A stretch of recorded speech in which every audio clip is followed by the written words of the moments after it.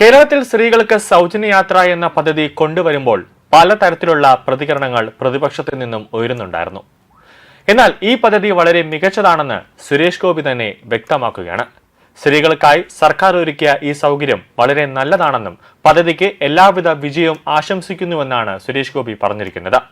പദ്ധതിയുടെ വിജയത്തിനായി സുരേഷ് ഗോപി ഒരു പ്രത്യേക അഭ്യർത്ഥനയും മുന്നോട്ട് വയ്ക്കുന്നുണ്ട്. അതായത് സൗജന്യയാത്ര അർഹരായവർക്കിടയിൽ സാമ്പത്തികമായി ഭദ്രതയുള്ള സ്ത്രീകൾ ആനുകൂല്യം സ്വീകരിക്കുന്നതിൽ നിന്ന് സ്വയം മാറി നിൽക്കണമെന്നാണ് അദ്ദേഹം പറയുന്നത്. കാരണം ഈ സർക്കാർ ഉദ്യോഗസ്ഥർ, അതുപോലെ തന്നെ വൻകിട മൾട്ടിനാഷണൽ കമ്പനിയിലൊക്കെ വർക്ക് ചെയ്യുന്ന, പൊതുമേഖലാ സ്ഥാപനങ്ങളൊക്കെ, വലിയ സ്വകാര്യ സ്ഥാപനങ്ങളൊക്കെ വർക്ക് ചെയ്യുന്ന സ്ത്രീകൾക്കൊക്കെ അവർക്ക് ഈ ട്രാവലിംഗ് അലവൻസ് ഒക്കെ ലഭിക്കുന്നുണ്ട്. അപ്പോൾ അവർ ഇതിൽ നിന്നുമൊക്കെ മാറി നിൽക്കണം. ഇത് ഏറ്റവും താഴെത്തട്ടിൽ ഉള്ളവർ, ഏറ്റവും പാവപ്പെട്ടവർക്ക്, അന്നന്ന് അധ്വാനിച്ച് ജീവിക്കുന്ന സ്ത്രീകൾക്ക് മാത്രം ഈ ഒരു അർഹത കൊടുക്കണമെന്നാണ് സുരേഷ് ഗോപി പറയുന്നത്. അതുകൊണ്ട് പണക്കാരായിട്ടുള്ള നല്ല രീതിയിൽ സാമ്പത്തിക ഭദ്രതയുള്ള സ്ത്രീകൾ ഈ പദ്ധതിയിൽ നിന്നും മാറി നിൽക്കണമെന്നാണ് സുരേഷ് ഗോപിയുടെ ഒരു അഭ്യർത്ഥന. അതുവഴി KSRTCക്ക് ഒരു ലാഭം ലഭിച്ചാൽ അത് നല്ലതല്ലേ എന്നാണ് കേന്ദ്രമന്ത്രിയുടെ ചോദ്യം. സൗജന്യ യാത്രയ്ക്ക് അർഹരാണെങ്കിലും സാമ്പത്തിക ശേഷിയുള്ള സ്ത്രീകൾ ഞങ്ങൾ ടിക്കറ്റ് എടുത്ത് യാത്ര ചെയ്യാം എന്ന് സധൈര്യം പറയാൻ തയ്യാറാകണമെന്നാണ് മന്ത്രി പറയുന്നത്. ഒരു നിർധനായ സ്ത്രീയുടെ അവകാശം പിടിച്ചുവാങ്ങാൻ ഞങ്ങൾ തയ്യാറല്ല എന്ന് കേരളത്തിലെ ഭൂരിപക്ഷവും സ്ത്രീകൾ തീരുമാനിച്ചാൽ ഈ പദ്ധതി മനോഹരമാകും. മുഖ്യമന്ത്രി ഉൾപ്പെടെയുള്ളവർക്ക് നൽകാവുന്ന ഏറ്റവും വലിയ ട്രിബ്യൂട്ട് അതായിരിക്കും. രാജ്യത്തെ പല സംസ്ഥാനങ്ങളിലും ഇത്തരത്തിൽ സൗജന്യയാത്ര നടപ്പാക്കുന്നുണ്ടെന്നും സംസ്ഥാനത്തിന്റെ സാമ്പത്തിക കെൽപ്പനുസരിച്ച് ഇത് തുടരാൻ കഴിയുമെന്നും അദ്ദേഹം അഭിപ്രായപ്പെടുകയാണ്.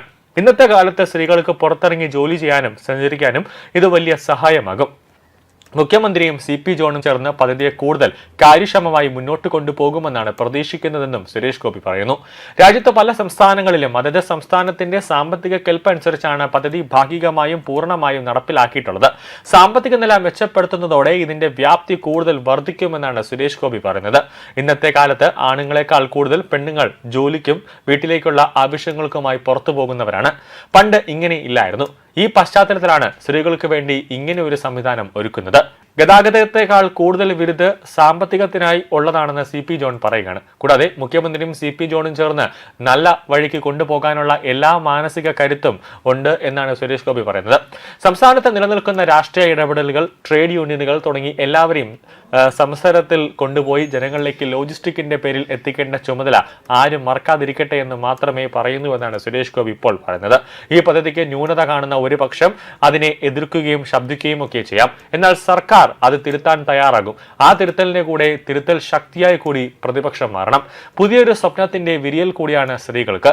ഇന്നലെ രാത്രി വരെ അവർക്ക് ചില ഭയാശങ്കകളോ പ്രതീക്ഷ ഇല്ലായ്മയോ നേലിച്ചിട്ടുണ്ടാകാം. എന്നാൽ ഇന്ന് ഉണർന്നു കാണുന്ന കാഴ്ചകളോടെ അവർക്ക് കിട്ടുന്ന സന്ദേശം പുതിയ സ്വപ്നം വിരിഞ്ഞു തുടങ്ങിയിട്ടുണ്ടാകും എന്നാണ്. അങ്ങനെ പലതരത്തിലുമുള്ള മാറ്റങ്ങൾ ഉണ്ടാകുന്നു. ഈ പ്രിയദർശിനി ബസ്സിന് എതിരെ പലതരത്തിൽ അനുകൂലമായും പ്രതികൂലമായിട്ടും ഒക്കെ ജനങ്ങൾ സംസാരിക്കുന്നുണ്ട്. ഇനി അടുത്ത മാസം 15-ാം തീയതി അറിയാം ഈ സൗജന്യ യാത്രയിൽ KSRTCക്ക് എത്ര രൂപയുടെ നഷ്ടം വരുന്നുണ്ടെന്ന്. അപ്പോൾ ജനങ്ങൾ, ഇപ്പോൾ സുരേഷ് ഗോപി പറഞ്ഞതുപോലെ തന്നെയാണ് ഒരു ഭാഗം സ്ത്രീകളും പറയുന്നത്, സാമ്പത്തിക ഭദ്രത നല്ല പോലെയുള്ള സ്ത്രീകൾ കഴിവതും ടിക്കറ്റ് എടുത്തുകൊണ്ട് തന്നെ യാത്ര ചെയ്യുക. അത് KSRTCക്ക്, ഇപ്പോൾ തകർന്നു കിടക്കുന്ന KSRTCക്ക് ഒരു ജീവൻ വയ്ക്കാനൊരു സഹായകരമായി മാറും. കുറച്ച് പണം അവർക്ക് ലഭിക്കാനുള്ള ഒരു സഹായകരമായി മാറുമെന്നാണ് ഇപ്പോഴും ജനങ്ങൾ പറയുന്നത്.